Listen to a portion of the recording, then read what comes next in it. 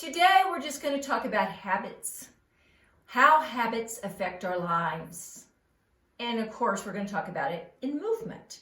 How do the habits you have in your life affect how you feel in your body and what you physically do and don't do every day?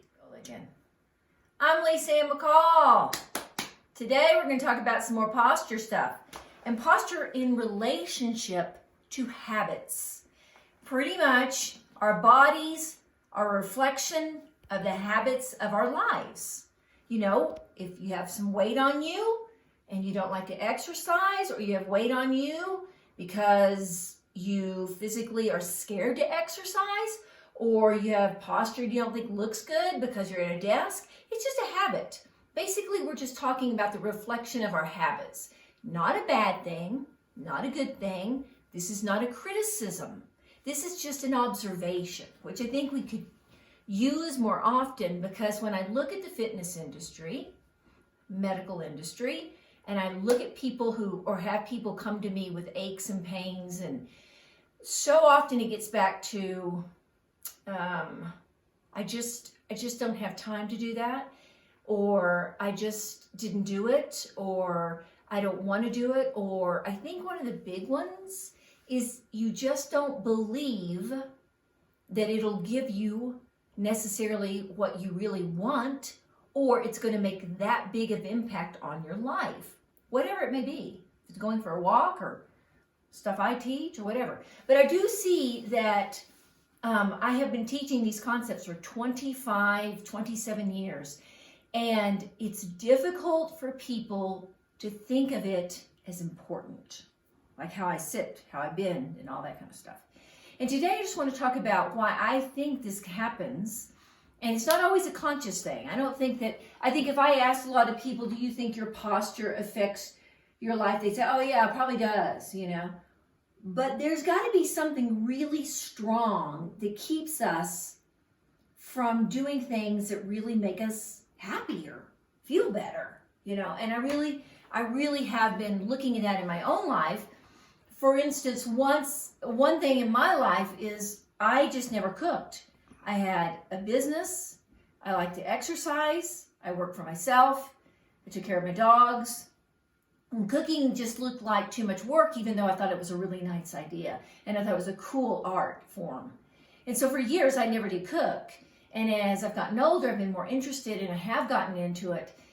But I had to do it in a way that was attractive to me, and it seemed less labor intensive, and just try a little at a time. And then I found that I really enjoyed it. Okay, so I get the mental block, and I think the longer you stay away from something, the more you think too much about it. It's too hard, it's too big, it's too much, whatever.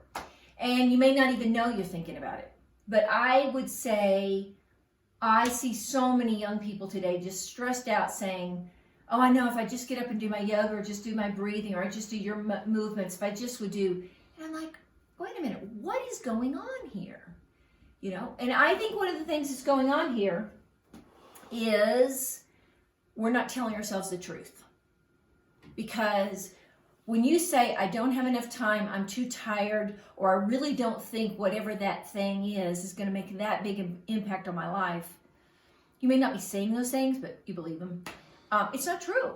It really isn't true, because if it's going to make you feel better, you're going to enjoy your life more. So anyway, I like to hit this topic, and I'm going to do it in a way, we're going to do some moves, and I'm just going to show you in your life how you can just walk around your house and begin to take the most important principle that I think I teach is bending, and start integrating it in your life.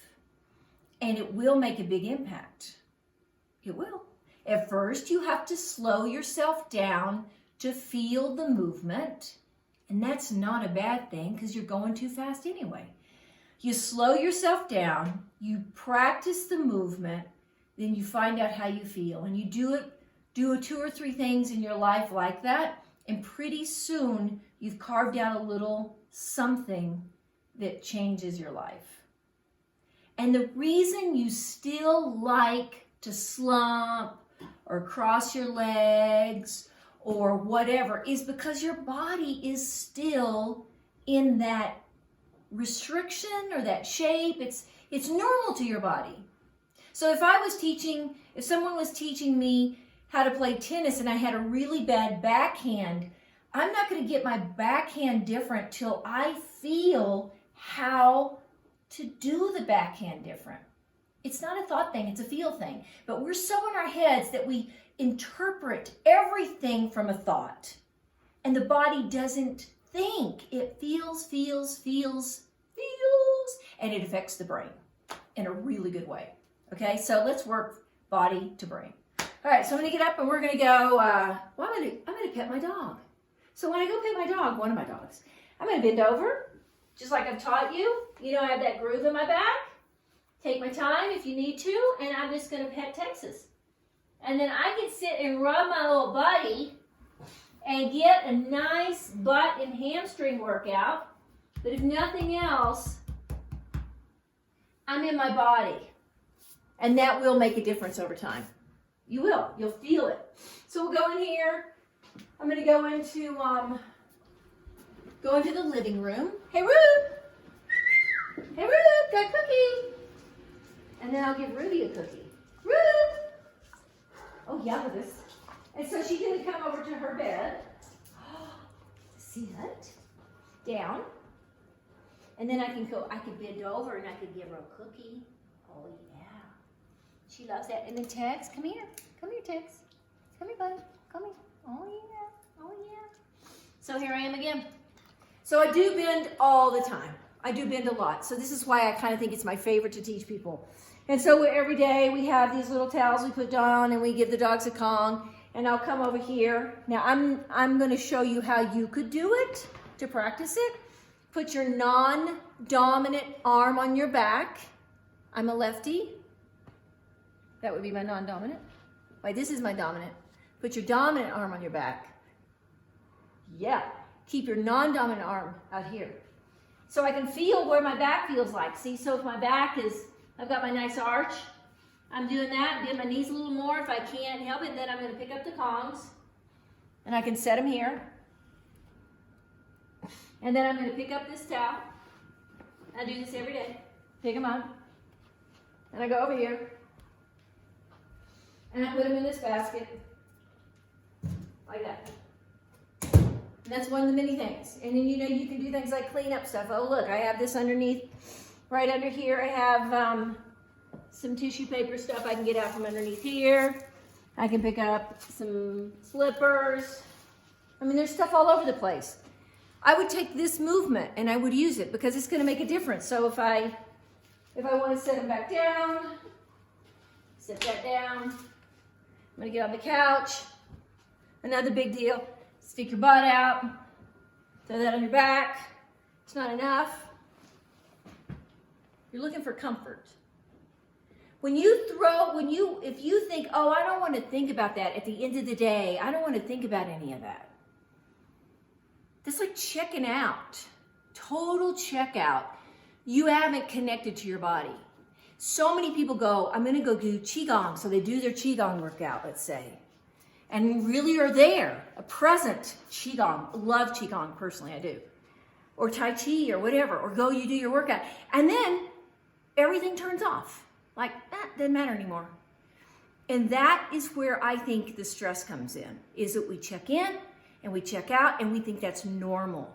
When checking in and staying in is, well, it's actually called mindfulness today, which is a very popular term for just staying here in the moment. And that is not easy, but that is the answer to getting rid of a lot of aches and pains. So pick your move, but, you know, have fun doing it. Oh yeah, and don't forget, subscribe to these videos because free is fun. Free is fun. See you later.